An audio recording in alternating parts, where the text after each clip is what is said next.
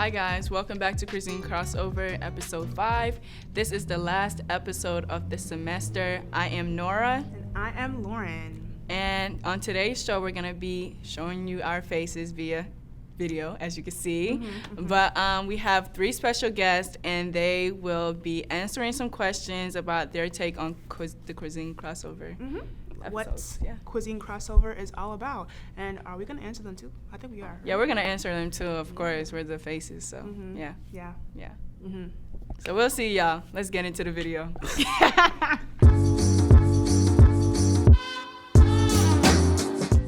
When I think of authentic cuisine, I kind of think back to like Thanksgiving because like my dad's like Nigerian, so and my mom's like she was born in Chicago, so we have like a kind of blend of foods. Just like different cultures and different cuisine specific to the region or area that they maybe bring to like other countries or just like share.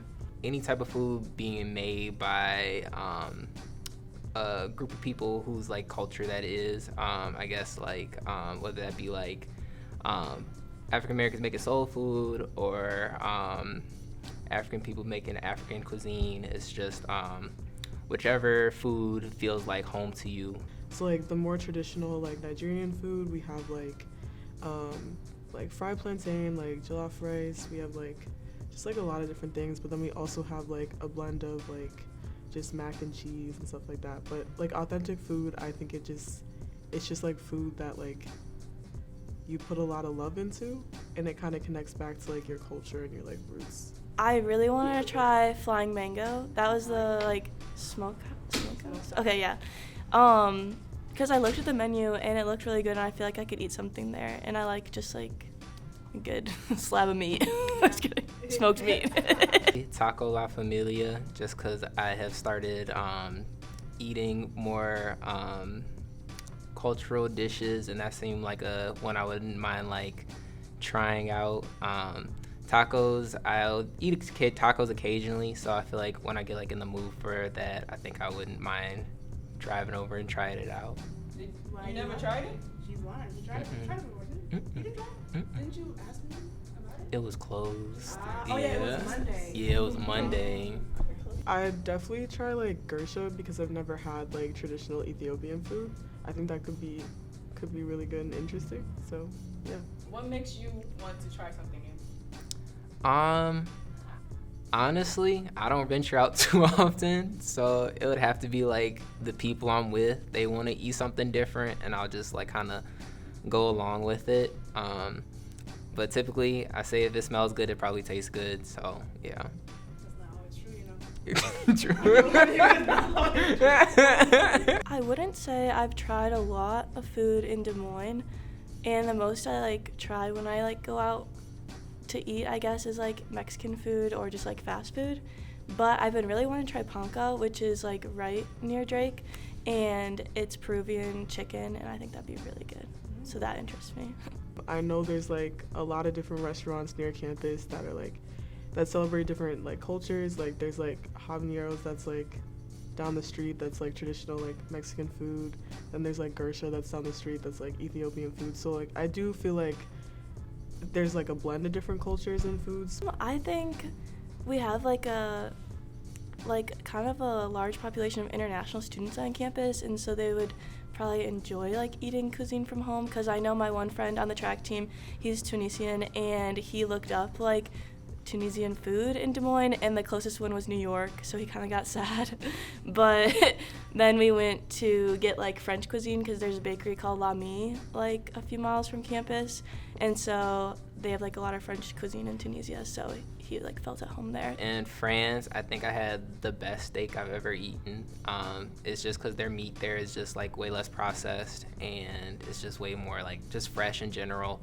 So yeah, it was just like I just feel like they take a little bit more like time and care with a lot of like the meats that they produce and everything like that, and it really just kind of like it shows when you're like actually like eating the food. So I feel like it'd be good to expand in Des Moines and just like make stuff walkable and close to campus, and for like just the student population in general to try. I do feel like you have to seek it out a little bit, but if you're willing to do that, then I definitely recommend it. It just spreads representation around. I feel like a lot of times you go into certain communities and you're only, if you only are seeing like one type of food and everything like that, I feel like that area is probably very like limited in terms of like what they've experienced a lot of time. But I feel like when you start like bringing different cultures into like certain environments and stuff like that, it allows people to kind of like get like a peek into other cultures, and it starts just like moving like those conversations and allowing people to just gain more cultural understanding in general. If you want to celebrate like these new cultures and these new foods, then you need to actually immerse yourself in that culture, and you need to make sure like you're not overstepping by not considering other people, because more often than not you're just dipping your toes into a culture that's not your own. So yeah, just getting to know different people, getting to know people that are not, that don't share your identity, and then that's how you can like start to celebrate like authentic cuisine. The Midwest is definitely diversifying. It's a lot of people like that are coming here and stuff like that. Cities are always constantly expanding and stuff like that. So I feel like with the increase of people, I feel like they're gonna bring their culture. That means more restaurants, more opportunity for people to get out and try new dishes. So yeah. What I got out of your podcast is just like an ability to try new things. Like I said, I'm a pretty picky eater, so I think it's kind of cool that you guys have, you know, put these different restaurants on, and then just really like expanded your palate like that. So yeah, I think that's cool. I've always liked Mexican food, but then I started eating it more when I found out I was celiac, gluten-free, and so like I could eat a lot of like corn-based stuff, so I started substituting like corn tortillas for like a lot of like different things that I can't eat. And then I found out like fried cheese meat in a tortilla is just amazing, and then dipped in a little soup, so just really good. My favorite food from our podcast would be Taco La Familia, just because I eat there every day. Not every day. I eat there like once a week, twice maybe if it's really, really good that week. But yeah, I already liked it before, and I just still like it to this day. So I feel like that's the best meal. Right now, Gersha has my heart. I love Gersha right now. I might get it later tonight or this week, I don't know. But yeah, the Ethiopian food is really, really good. What inspired my interest in international cuisine? I think just being from Africa and being adopted and not being able to eat my own authentic food from Africa made me want to try different people's and my own, I could say. So like being pushed away from trying my own food made me desire to want to try other people's international cuisines. So I already grew up trying international foods. I mean, it's not necessarily international to me because my parents grew up in Nigeria. They are Nigerian, and I grew up eating okra soup, egusi soup, jollof rice, the whole 9 yards, and that's my go-to over like Chick-fil-A or whatever else is out there. No offense, Chick-fil-A. But yeah, the desire was always been there just because I've always had it, and I like what international foods bring to the table. It's something that's more like natural and just overall better for you, better for the soul. Me, I'm personally going to look on Google, TikTok, anywhere, because I like to try food. I like to try different restaurants. I like going to fancy restaurants and trying their food, so I'm going to always find a good restaurant with 5-star reviews. That's just what I do. Gersha is my favorite dish right now. I can't leave Home Touch Kitchen in the dust, or Flying Mango, or Taco La Familia. But I can't. I have a favorite food in the moment. I can't just. But overall, jollof rice will always be my favorite. But that's something that's not fast food. My mom makes that the best. I feel like trying new foods with your friends is like a way to bond too. So you can bond over food, and you get to meet new people. A lot of the owners we met were really cool, and they had interesting stories. And food just makes people happy. I'm sad right now because I'm hungry. So yeah, eat good. Eat food. Eat more chicken. I've tried Sierra Leone, jollof rice from Sierra Leone. I've tried Cameroonian jollof rice. Yeah, I'm pretty open. I just feel like I don't want to start a war. Don't start no war, bro. Keep it PG. I just like my mom's jollof rice the best. There's nothing wrong with that. Lesser known international cuisines, I would say, I don't know. I would say like Indian food.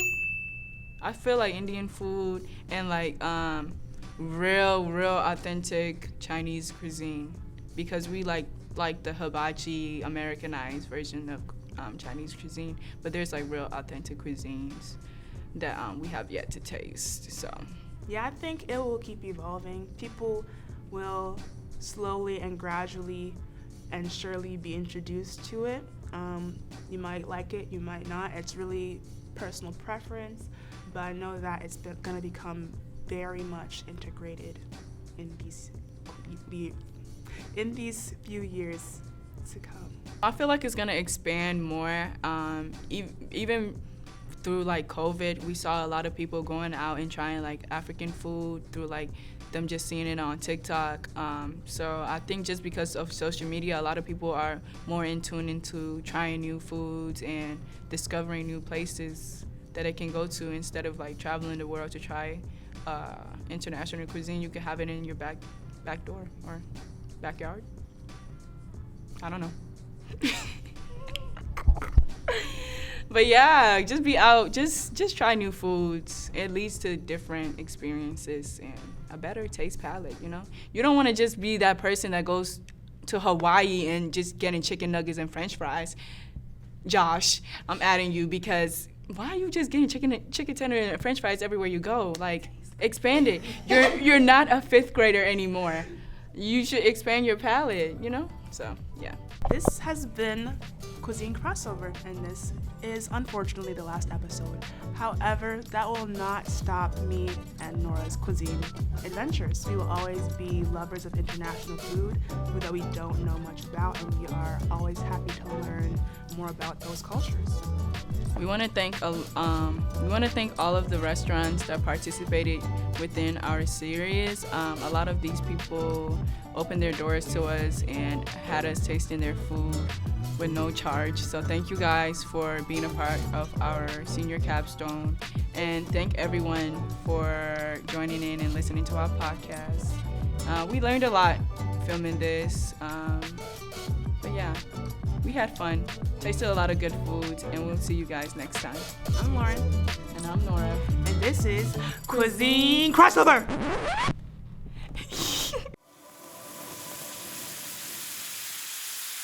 Cuisine Crossover!